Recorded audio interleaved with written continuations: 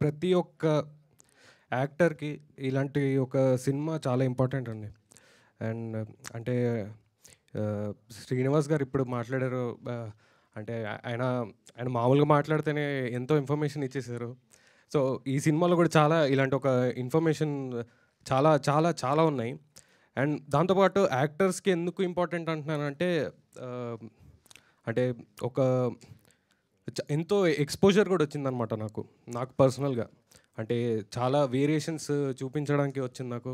So, నా first film అయినా కూడా శ్రీనివాస్ గారు ఏరి శ్రీనివాస్ గారు మొత్తం నాలో ఉన్న ఆ యాక్టర్‌ని లాగుదామని ట్రై చేసి మళ్ళీ, మళ్ళీ, మళ్ళీ చేపిచ్చి టేక్స్ కూడా చాలా బాగా చేపిచ్చారు.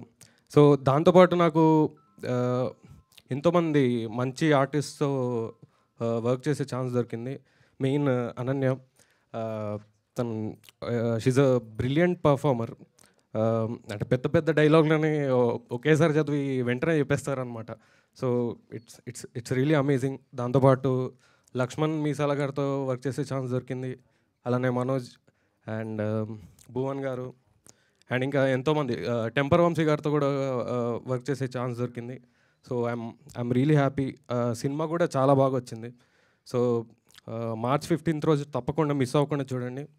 ఆహ్, ఒక ఆహ్, అంటే చాలామంది ఇది ఒక హారర్ ఫిల్మ్ అన్నట్టే చూస్తున్నారు. కానీ డీప్‌గా చూసుకుంటే చాలా హారర్ అనే ఒక ఎలిమెంటే కాకుండా దీనిలో రొమాన్స్ ఉంటుంది. దాంతోపాటు సెంటిమెంట్ చాలా బాగా వచ్చాయి ఆ సీన్స్ కూడా. సో, తప్పకుండా మిస్ అవ్వకుండా చూడండి. Thank you so much.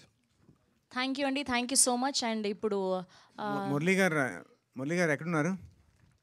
Art art director director. Murali గారిని కూడా సాధారణంగా సారీ వేదిక అండి, మీదకి నేను ఆహ్వానిస్తున్నాం. యా యా మిస్ అయిపోయారు. తర్వాత మీడియా ముఖంగా ఇంకొకరు సారీ చెప్పాలి. వంశీ గారు మా ట్రయల్